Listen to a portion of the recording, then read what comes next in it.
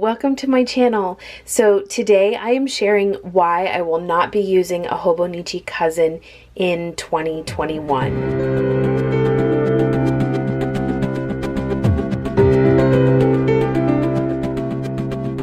As a natural planner, I am already thinking about what setup I want for the upcoming year, and I have decided not to use a Hobonichi Cousin. Before I get too far into this, I would like to share what I have used in years past. So about 5 years ago, I chose a plum planner.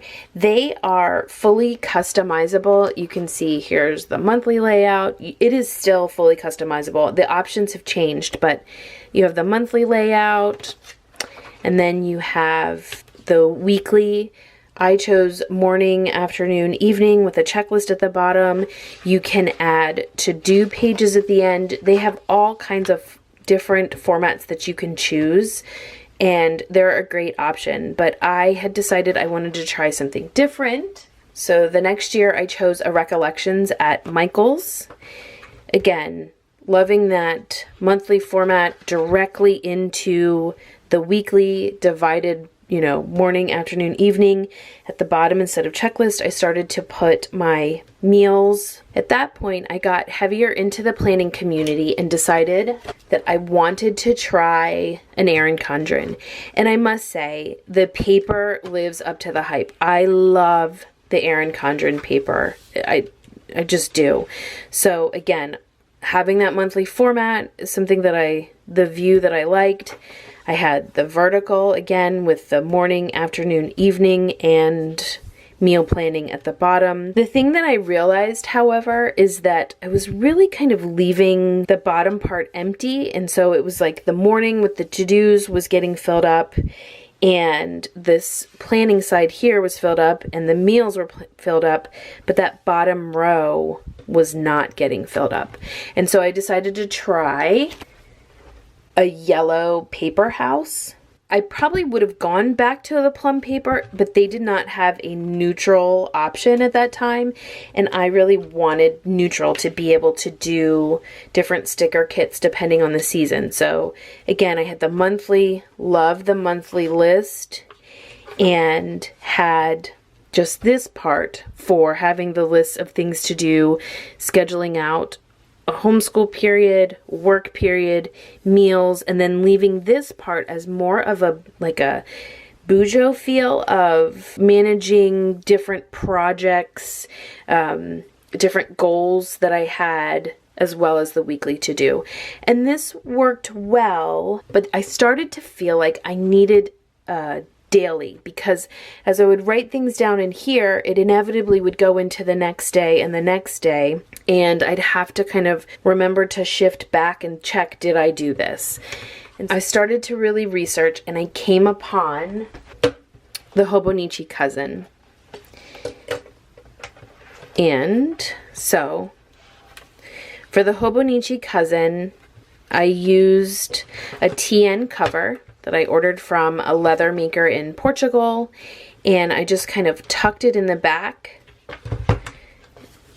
in there. What I like about the Hobonichi Techo, the Hobonichi Cousin, is the paper. The paper is that Tomoe River feel. It's very different from the Erin Condren paper that I love. There is some shadowing from the other side of the page.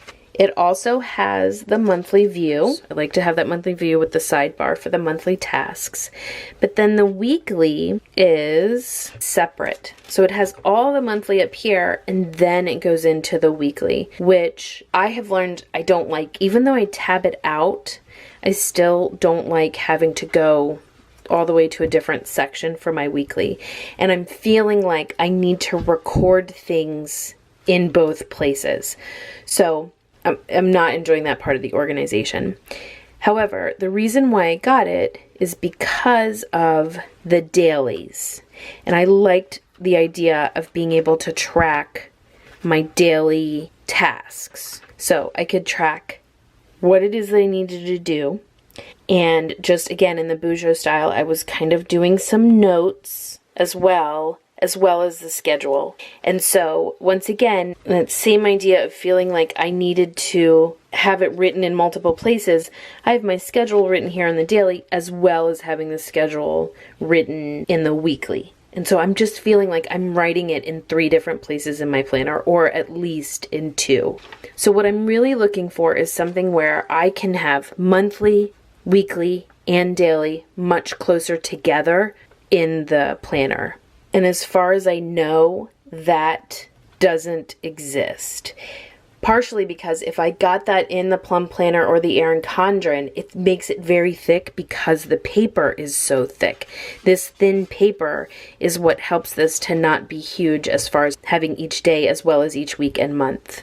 What is nice about this, however, is that it already is dated and drawn in all the way until the end of the year. In addition to having this be separate, something that I don't like as much is that in the back, I am finding that for the pre-written in pages, I just covered them up and had to washi tape paper over top of it, which I just didn't like either. So to summarize, what I like about this planner is the fact that I love the paper. I like that the monthly, weekly, and dailies are already written in with dates and organization. And I also like the fact that there is a place for dailies.